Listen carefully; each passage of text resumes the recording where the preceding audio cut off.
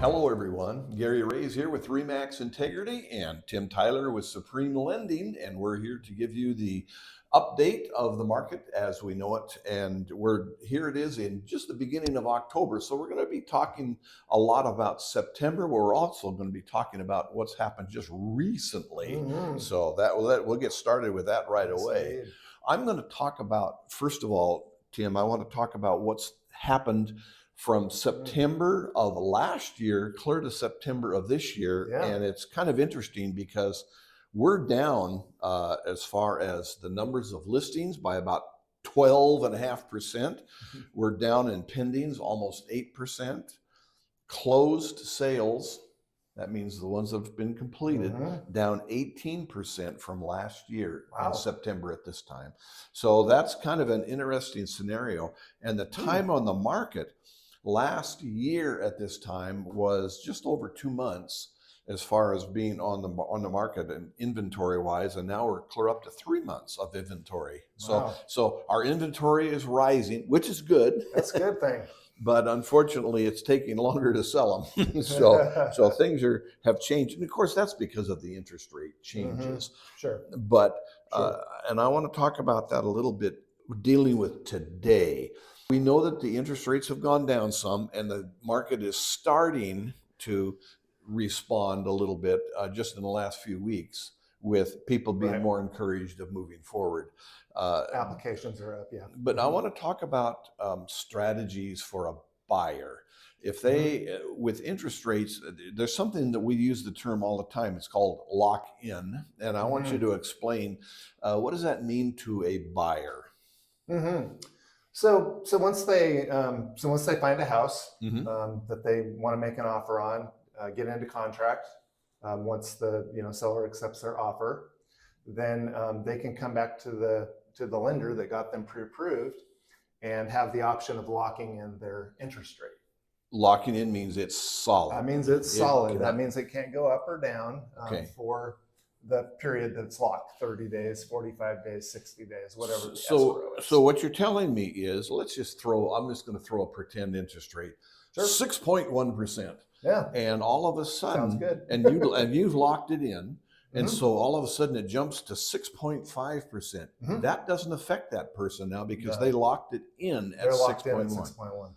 Now, what happens the other way? Suddenly the world starts revolving the other direction, and the interest rate goes to 5.9, but you locked it in at 6.1. Sure. What can happen? Well, what can happen is some companies, and ours is one, that you have a float down option. It's a one-time float down option. It means that you can get a lower rate or a lower price.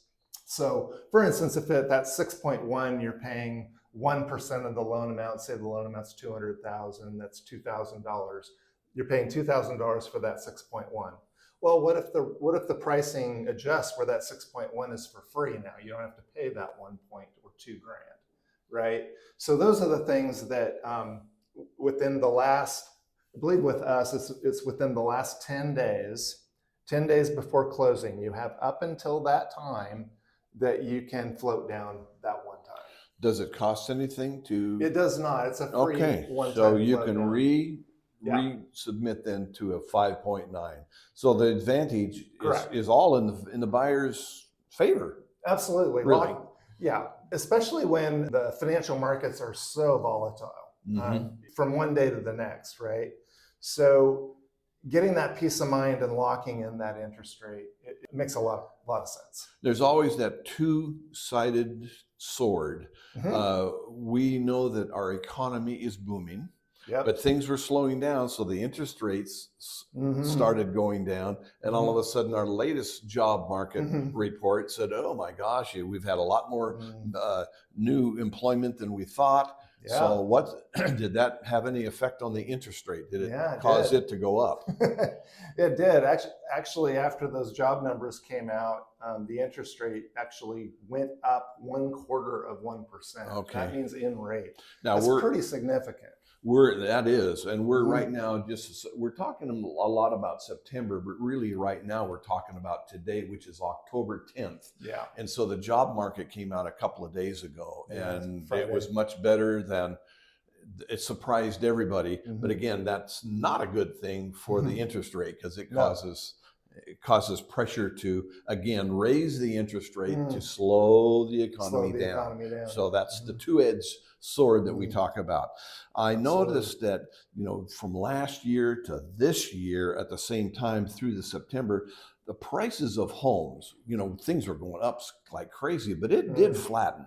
So we're still at the median price here in Lane County is still $435,000, which is that's a solid thing. And if you're a seller, you would just assume you would prefer it to continue to go up. But remember, if you sell and then you got to buy somewhere else, so it doesn't always make it the best scenario for you. But right now it's leveled off, which is a good sign for buyers, and in some ways good time for sellers, because we want people to be able to afford the homes.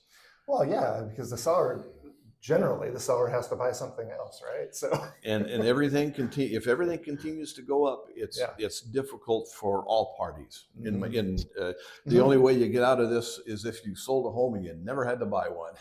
Exactly. You got to live somewhere. That's so right. We're hoping that this continues to stabilize, certainly. Now, we do.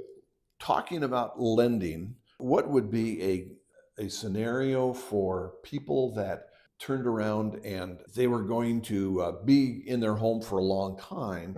You can actually buy that rate down some, and that's profitable to the buyer. Yeah, there are all kinds of different ways to buy down the rate. There are temporary rate buy downs where the rate is bought down for like 1 year, 2 years. Okay. And then there's a permanent rate buy down, which and right now the ratio to that is, let's say again, $200,000 loan amount.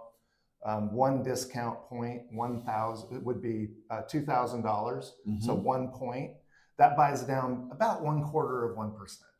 Okay.